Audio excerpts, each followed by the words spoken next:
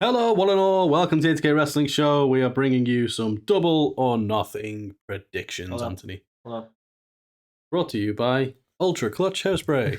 I'm just showing off like, my hair is just everywhere. It's because you're growing your hair out. I've gone the opposite way. I've just decided to accentuate more of my forehead. So yeah, AEW's having another pay-per-view.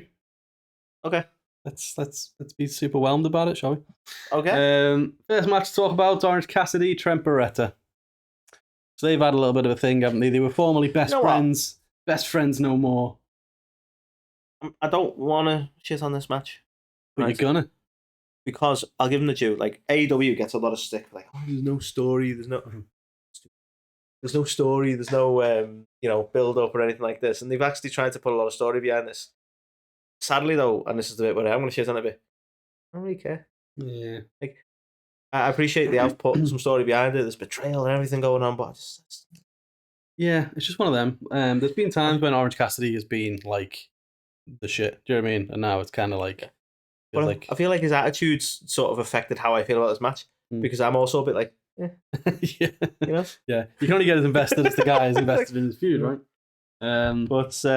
Yeah, like I'm sure they're gonna put on a match. Like Orange Cassidy tends to like, if you either love the gimmick or you don't, you know what I mean. And he like I think the matches he's had has been impressive. Like I still hark back to the one he had with Pac. One of the first ones I saw him do was fucking brilliant. Yeah. So I'm sure they're gonna put on a good match. They've obviously got a real friendship there, and they've got a lot of chemistry there. But for me, I'm just not that invested in the whole story, and it's a shame because, as I say, this is one of the probably biggest attempts at a build up of story there. Yeah.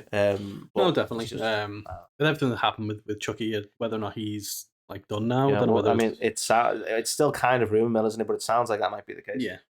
Which would be a massive shame. I don't know what what they'll do with Trent after all of this, to be honest, because just being a singles heel, I don't know whether that's on the cards for him full time. But you've got to go with Orange Cassidy here.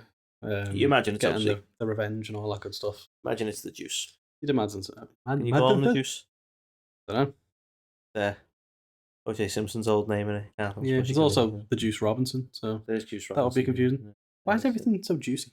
I don't know. Except for the storylines. I mean, the fact that we don't have Orange Juice as a tag team is just annoying. Well, yeah, exactly. Why has that not happened? That needs to happen. But yeah, I'll go with Orange Cassidy for this one. Yeah. Seems. Next one to talk about, we've got Jon Moxley defend. Well, so it's Jon Moxley versus Takeshita, right? It's not for the belt. But the belt's there. Yeah. So you know how on like Dynamite they do these like eliminator matches? Okay. And it's like if you beat the champ, then you get a title shot. You have to beat him twice? Mm-hmm. Okay. That's what this is. On a pay-per-view. Which is an interesting stance. Yeah, surely you'd have the second match on the pay-per-view. Yeah. Like personally... So is he going to be on Dynamite having his actual title match then? Or are we going to wait till another pay-per-view? Well, exactly. Like, it's kind of just the reverse. How does that work? I have no idea. But yeah, typically they would do... I just prefer like a number one contender match. Get a couple of guys, and whoever wins then goes on to fight the champion. I kind of dislike the whole. There's times when it actually works, but I dislike the whole rubber band thing anyway. Right. So the fact that they're basically advertising this as like the first of two matches, I'm like, I don't really want two matches. I'll be honest. Yeah, I mean, you see this quite a bit on TV, and usually just lose anyway. Yeah. So it's like, well, why not just make it for the title? It's funny because I say the first of two matches because I'm giving away my prediction straight away there because I think that's I think Mox is going to lose. Oh, okay. And I feel like they're going to lead to a follow up match. You know what? It wouldn't be the worst thing in the world if you did lose for that reason. Like, basically, you can't win with me, is what I'm saying. Because if it was for the belt, I'd be like, well, Moxley's not losing. It's so predictable. But now that it's like one of these, then, you know. Moxley's not winning. So predictable. Yeah, so it's like, it's one of them. I do think Takeshita might get the win. And then to your point, when does the following match have to happen on Dynamite? It would feel a bit random. Yeah. So if they hold it I like to think they've got a plan for it. It might not even be an AEW match. Well, yeah, to be fair, it's the IWGP title, isn't it? So maybe that would make a lot of sense. Yeah. And then they've done the Eliminator to get people invested in the actual title match. Then they could do the rematch, which Moxley wins, so then it's one apiece, and they both look strong. Yeah, makes the most sense. That could probably happen. So I'm going to say Takeshita. I'm going to agree with you. Not fun when we agree. I like when we argue, you know. Okay, well, I'll argue about the next one. Let's see, shall we? Well, what do you think? So, AEW International Championship, Roderick Strong against a undefeated Will Ospreay. I don't think he's lost a match yet. Be a weird place to ruin that streak, wouldn't it? Yeah. I feel like we might agree again. Unless there's shenanigans. But how do you feel about this whole Will Ospreay going for the international title thing? Because he's clearly like the biggest star they've got. No bias. I'm just saying. It's difficult, isn't it? Because I've been for Swerve Strickland for a long time. Yeah. Right? And he's got the belt, and I want him to fucking shine with it. So it'd be difficult to put him up against Ospreay because he is the biggest deal, and you'd want him to have the belt. Yeah. So I kind of like that they're not going for it. I'm kind of surprised they're not going TNT because no one really gives a fuck about this belt. Yeah. Well, maybe the aim is to elevate this belt. I don't know. That's got to be the elevated. Yeah. It's got to be the only aim, hasn't it? To be honest, because why else? Why else would you do it? Yeah. It's not the card I thought I was gonna get. Well, yeah, exactly. Like you've got to think Ospreay wins it, unless there's shenanigans. So I don't know what the deal is with Adam Cole and stuff. Devil shenanigans, probably. Well, exactly. I don't MJF by the sounds of it, unless it's all a big work. Yeah. Is that to go and get surgery? So he's not coming back any soon. So anytime soon. No soon. So yeah, I'll go Ospreay, but it wouldn't surprise me if they have some shenanigans with. Yeah, the Devils are going to be. What are they even called? The Undisputed Kingdom. It's over-engineered. The UK. Over-engineered name. On the UK. Basically. Yeah. Ospreay's going to fight the UK. Basically. Nice. UK versus UK. And go Ospreay. I hope. And because he should win. Well, I'll slightly argue with you on this. I'll say Roddy, but through shenanigans. Okay. Willow Nightingale, Mercedes Mone. Surely my Monet will be on Mercedes. You think so, right? Like, no offense to Willow, but they paid a lot of money for Mercedes by all accounts. Like, she's a big deal. Like, okay, I made it sound weird. Okay, like, yeah, I appreciate that, but contractually, she's worth a lot to AEW. So you got to imagine that they want to go. You know what? She's a big deal. Put the belt on her. Yeah. And, I don't think fans are going to react to that though. It's kind of like, oh, come in and win the belt straight away, kind of thing. But they don't. To be honest with you, though, they can't really win, can they? Because there's been quite a lot of times they haven't come in and won the belt straight away, and people are like, you don't even treat them with respect. And it's like, what do you want? Wrestling fans are never happy. So I'm like, I think this is one of them times you just give her the belt. Yeah. Like, absolutely no disrespect to Willow. She's been killing it, right? But it just wouldn't feel right, would it? Getting a win over Mercedes. No, it wouldn't. It kind of ruins the momentum of Mercedes being a big deal. Yeah, on a debut match as well, for her to come in and lose her first match. Yeah. Doesn't seem likely. Unless there's shenanigans again. Maybe shenanigans. Maybe a wild Britt Baker appears. I mean, you know what? She'd actually get a really big pop at the minute. She kind of, I don't know why she's been away. A lot of people are suggesting like she went away because people were getting going against her. But I'm like, I thought it was like an injury or something, wasn't it? Yeah. But I think that would be where she gets a pop. They shouldn't have turned her face. She was fantastic when she was the role model and all that stuff, and the things with Shivani. It was amazing. I miss her and I miss Rebel. Yeah, me too. God, I miss Rebel. Reba. But yeah, gotta be Mercedes Mone, unless shenanigans once again. So my Mone is also one Mone. Okay, we're agreeing way too much here. Got my mind on my money and my Mone on my Mone. Okay, this is an interesting one. I'm hoping for me fantasy faction reasons that Adam Copeland retains here, because we've got him in our faction. And we stand to lose a lot of points if he loses. I'm a big fan of Adam. But you don't think he's going to win? I kind of want Malakai to win this. Yeah. I think Malakai deserves it.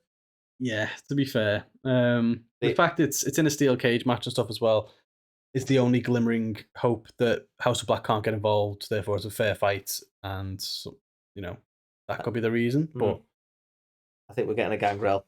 I'm going to say that. Ooh, a wild Gangrel. He wanted a Gangrel anyway, didn't he, in WWE, and they wouldn't let him have one. You've got a Gangrel at home. Yeah.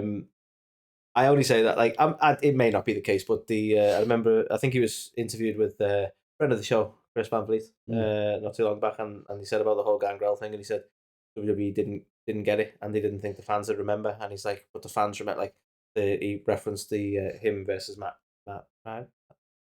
Cardona. was going to call him Matt Matt Ryder. Ryder. That didn't make any sense. Matt Ryder. He rides on mats. Matt Cardona, and he said the fans do remember, and I don't know, part of me thinks he's probably going to want to get Gangrel involved. Yeah.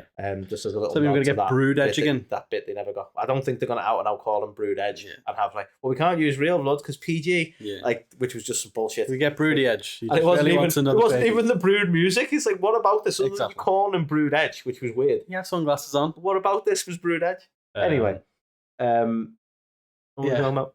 Yeah, I think House of Black and Malakai, I think they've been, just low key one of the better things in AEW for a while. They haven't been like, pushed to the forefront. Forefront. There's no. Kept trying to do it. I feel like I should know the answer to this question. Is Julia still about, or because she's injured now, is she just not there? Because if she's still able to be there, then spooky bitch causing shit to happen. Spooky bitch. I mean, you might get some Julia involvement because she can't wrestle at the moment, but there's no saying that she doesn't necessarily. Yeah, some kind of distraction or something could work. But just because I don't want to lose a shitload of points in the Fantasy Faction, which you should check out on Instagram from our pals, the Fantasy Faction.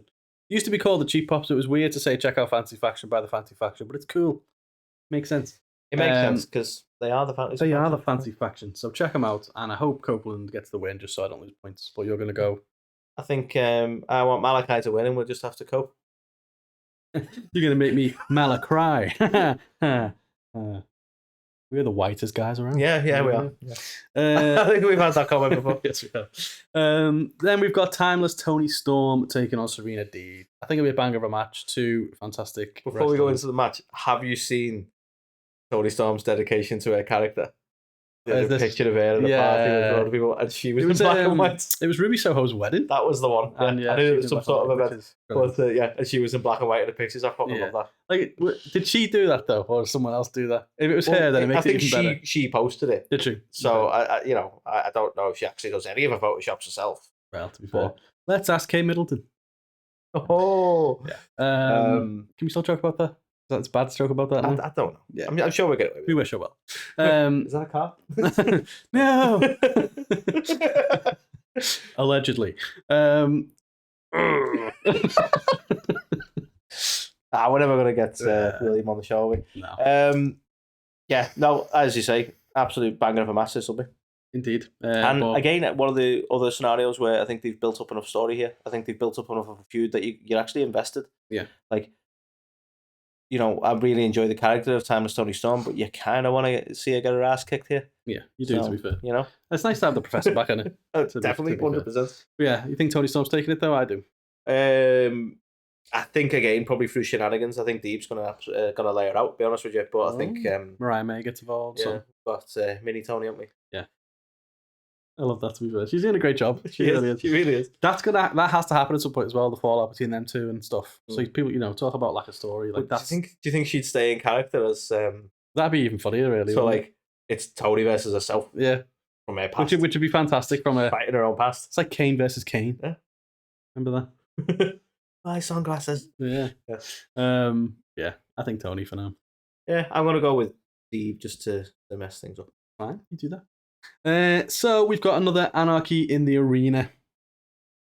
It was meant to be FTR, Danielson, and Eddie Kingston taking on the Elite, but Eddie Kingston's broke his leg or something. So broken-footed Darby Allin comes in instead. Can you not just get someone without broken bones? Maybe. But yeah, Darby Allin comes in. A little less anarchistic. It is, to be fair. But yeah, we've got the Elite versus these guys, Anarchy in the arena, as they always do at Double or Nothing. How's it going to go down? I kind of feel like I'm a bit confused. Are the Elite just like being dicks to everybody at the minute? Because I keep seeing them like, obviously we had this stuff with Christopher Daniels quite recently. Yeah. And then this has nothing to do with it, but we're here. And you're like... Yeah. So you talk about... I don't know where the story came from this one. Like, I think these guys were just like, we've had enough.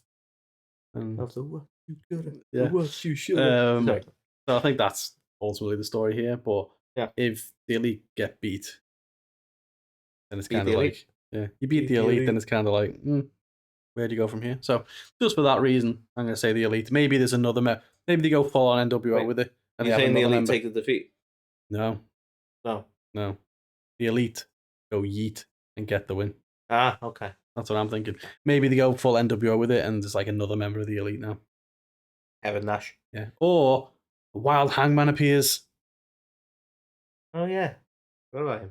Maybe we Is he going to be think, part of the elite though? or maybe we think he's going to side with the good guys, but he actually is still in the elite. Book shots for all. Yeah, that could work. I think the elite. Go with the elite. I think they're cooking at the minute, aren't they? So I think you're right. I think it has to be the elite. Okay. Which takes us to the last match, and almost as predictable as Cody Rhodes and AJ Styles was. Swerve ain't losing. No, the fact that this is even a match is kind of disappointing. Yeah. But you know, it's a win in the Swerve column, so it makes sense. Yeah. No offense to either of these guys as well. This is definitely the weakest title match. Yeah, main title match sadly. At Double or Nothing. Even last year, people weren't happy with the 4 Pillars match. But even that felt bigger. Yeah. Yeah. I think the saving grace for this wouldn't be necessarily the match if you, and this is in no way rumored to be happening, but if you were to get MJF coming out afterwards to square off with Swerve because they have a bit of history there and a bit of beef, then sounds that would work for me. But obviously that probably won't happen, and MJF's first feud is probably going to be with the Devils or whatever. Yeah. I don't know. It'll be a win, and it'll be like yeah, cool. I'd really miss MJF, to be honest. I just don't think he's coming back anytime soon. It sounds mad, but the lack of star power is crazy at the minute. But the thing is, Swerve is a homemade kind of. I'm sure people will fucking come at me for that because he was in NXT for a while and did nothing. But he's built himself up as a star, and he deserves to be a star. But this isn't his fault. But this is the booking. Like you don't go, oh, you know what's really going to make his title run? Match with Christian Cage. It's like, and that's no offense to Christian, but like. It's true though. And this isn't just a shot at AEW because we've been saying the same about WWE as well. Yeah. Like Cody's finished the story. Let's give him AJ. Yeah. Well, that's not a slight against Cody's AJ. living life like a video game, isn't it? Though he's finished the story. Now he's just slowly going through all the side quests that he didn't fucking bother with. He was already doing the side quests before he finished the story for last year. You think you do that? Though, you play a game, you start doing some of the side missions, and then you're like, you know what, I'll finish the main story. Yeah. And now he's just got to go around and collect all the trophies. Maybe it's the DLC. Maybe how's that not a faction in wrestling somewhere? That's a good point. Yeah, it's got to be Swerve, hasn't it? Yeah, got to be Swerve. Which brings us to the end of Double or Nothing. Cool. Not majorly hyped for this show, but usually when I'm not majorly hyped is when they prove me wrong. So yeah, and pull something out of the bag. Do it. Prove me wrong. Prove me wrong, Tony. Prove me wrong. You guys excited for Double or Nothing? Let us know in the comments. Who do you think's going to win? Let us know that as well. And do the usual. Like, subscribe, listen, watch. And we'll catch you on the next one. Do the usual. Do it.